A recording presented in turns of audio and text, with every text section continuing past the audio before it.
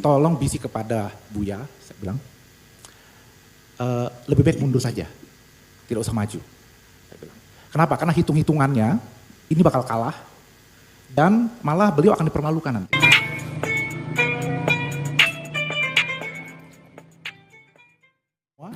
Assalamualaikum warahmatullahi wabarakatuh. Selamat sore para sahabat semuanya. Salam sejahtera buat kita.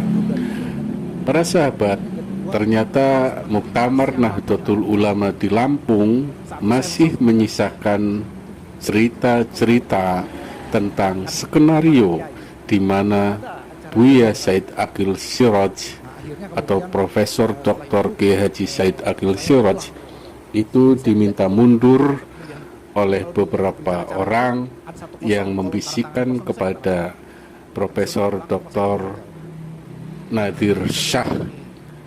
Beliau menceritakan tentang bagaimana upaya agar Buya Said Aqil Siraj mundur dari pencalonan dirinya untuk menjadi ketua Tanfidiyah, pengurus besar Nahdlatul Ulama. Beliau itu juga ikhlas memimpin NU, tidak perlu pencitraan apa. Itu saat detik-detik beliau kalah di Muktamar. Ini jarang saya ceritakan, Bang Wali. Saya dengan Kak Mas Duki, dengan Prof. Mas Guri, Prof. Nuh, Asrom Niam itu pimpinan sidang di Muktamar NU kemarin. Nah, di saat sedang sidang Ahwa, saat itu, di Unila ya, di gedung Unila saat itu, saya dipanggil Nusron Wahid. Nusron mengatakan begini, Prof, saya tidak tahu sedekat apa Anda dengan Kiai Said. Saya bilang saya dekat, kenapa memangnya? Tolong sampaikan.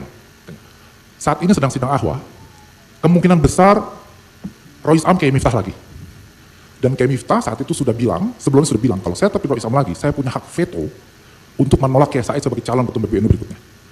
Dan itu pernah saya lakukan waktu saya jadi Rois Suriah di Jawa Timur. Saya pernah menolak menggunakan hak veto itu terhadap salah satu calon. Karena tradisi NU, Bapak dan Ibu sekalian, itu biasanya setelah terpilih Rois Am, begitu mau pemilihan ketua Tanfidiyah, itu ditanyakan apakah ada keberatan atau tidak dari Rois Am. Nah, momen itu, kata Nusron Wahid, saya khawatir akan digunakan oleh Kiai Miftah untuk menolak Kiai Said. Kata Nusron, saya dalam kali ini saya berbeda pilihan dengan Kiai Said, tapi saya tidak rela Kiai Said dipermalukan di forum Muktamar ini ketika ditolak oleh Rois Am terpilih. Jadi gimana? Ya karena itu tolong Prof. Nadir, saya tadi sampaikan kepada Kiai Said bahwa lebih baik panjenengan mundur saja dari pemilihan. Konsekuensinya saya akan perjuangkan kepada Rois Am agar diumumkan. Begitu menolak, Rois Am akan mengatakan saya menolak, tapi saya akan minta Kiai Said sebagai wakil Rois Am. Mau dipermalukan di depan forum Muktamar Nahdlatul Ulama di Lampung. Itu kira-kira yang disampaikan oleh seorang Nusron Wahid yang beliau adalah seorang politisi Golkar.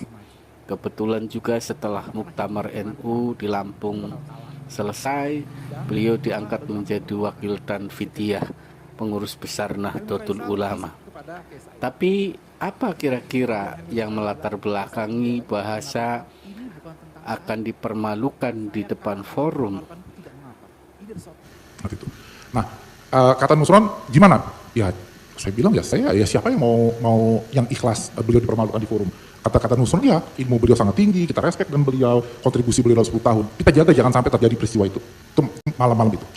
Kemudian saya ke depan, jadi duduk posisi saya di sini, Helmi Faisal, terus Kiai Said. Saya itu enggak tega, enggak berani ngomong.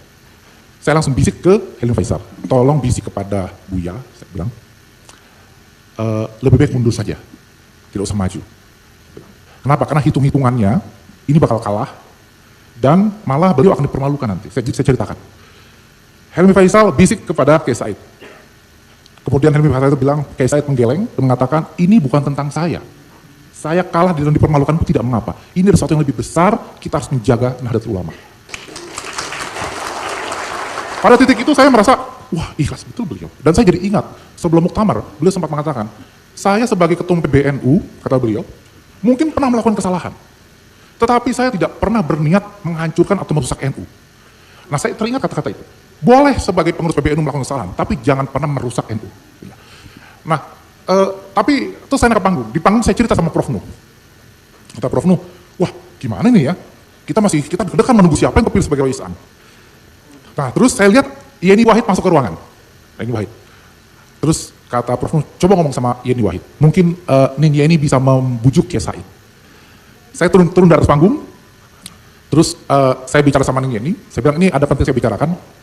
Kanan kiri orang masih mengkerubungi Ning Yeni gitu. Terus Ning Yeni bisik ke saya, Gus kita ngomong bahasa Inggris saja. Gitu. Jadi biar yang lain nggak paham. Gitu. Jadi Ning Yeni merasa orang NU pada nggak paham nih kan bahasa Inggris. Apa yang disampaikan oleh Yeni Wahid itu mirip dengan yang disampaikan oleh almarhum Gus Dur, di mana beliau saat mau rapat itu didatengin oleh para intel, dan ketika sudah mulai rapat Gus Dur berbicara, kita rapatnya bilughatil arabiyah dengan bahasa Arab. Setelah intel itu pulang, kemudian ditanya oleh pimpinannya apa yang dilakukan oleh Gus Dur. Mereka menjawab, Gus Dur dan para ulama-ulama yang lain cuma sedang berzikir dan berdoa. Dan memang saya kalau sama beliau, kalau pembicaraan penting memang suka pakai bahasa Inggris gitu. Terus saya ngomong dalam bahasa Inggris, saya jelaskan. Terus gimana? Ya saya bilang, ya tolong sekarang dekati Kiai Said, lobby untuk mundur di titik terakhir itu. Tidak perlu pemilihan, sudahlah. Bilang. Terus karena kalau sebentar lagi terpilih Rois Amnias, Kiai Miftah akan terjadi hal yang tidak kita inginkan. Saya naik ke panggung, lagi duduk sambil menunggu, Ning Yeni saya lihat datang dan berjongkok di depan Kiai Said. Melobi itu. Terus kemudian Ning Yeni balik ke kursinya di belakang di bahasan kedua, terus ngasih kode ke saya bahwa gagal, nggak berhasil. Gitu. Terus kemudian saya bilang, wah ya sudah kita tunggu. Nah karena saya pimpinan sidang, saya mendapat berita bahwa sudah terpilih Rois Am saat itu, meskipun belum diumumkan. Yaitu kayak Miftah lagi. Saya semakin gemeteran, wah kejadian lagi, saya bilang, berarti beneran bakal kejadian ini. Ini akan menjadi forum yang tidak baik bagi Kiai Said. Saya turun lagi ke bawah, menemui lagi Ning Yeni. Saya katakan, sudah ada berita, Kiai Miftah yang terpilih Rois Am. Now is all yours, Ning Yeni, saya bilang. Coba tolong dekati lagi Kiai Said. Sekali lagi minta beliau mundur dari pencalonan. Ya, betul-betul, dan Ning Yeni pun mengatakan, ya kita harus selamatkan marwah Kiai Said saat itu. Maju lagi, gagal lagi. Terus kemudian Yeni sudah kasih kode lagi ke saya dari jauh. Terus Prof Nur bilang, yang megang palu Prof Nur saat itu. Salah satu pimpinan sidang. Jadi gimana Gus? Saya bilang, ya sudah, kita berdoa saja. Gitu. Datang Rois Am, rombongan Ahwa semua. Ternyata begitu perwakilan Ahwa bicara, tapi Rois Am dengan dua persyaratan, yang yaitu harus mundur dari Ketua Umum MUI, dan yang kedua harus menerima siapapun yang akan dicalonkan. Saat itu saya langsung lega. NU tuh gitu, di detik terakhir kalau Allah turun tangan gitu ya, menggerakkan para kiai, tidak ada acara dipermalukan saat itu. Nah akhirnya kemudian setelah itu saya pulang ke hotel. Jadi saya tidak ikut proses pemilihan itu. Jadi kalau dilihat di berita acara itu ada 1 kosong, kolom tanda tangan yang kosong itu saya nggak tanda tangan. Karena saya udah pulang ke rumah, saya tidur hotel gitu. Karena saya bilang wah ini saya tidak kuat melihat pertarungannya seperti apa gitu. Tapi dari situ saya belajar bahwa ternyata Kiai Said itu ikhlas. Jadi beliau bukan ambisi. Beliau merasa bahwa ada yang harus beliau perjuangkan saat itu. Nah, apakah sekarang kita melihat itu atau tidak? Wallahu a'lam bishawab.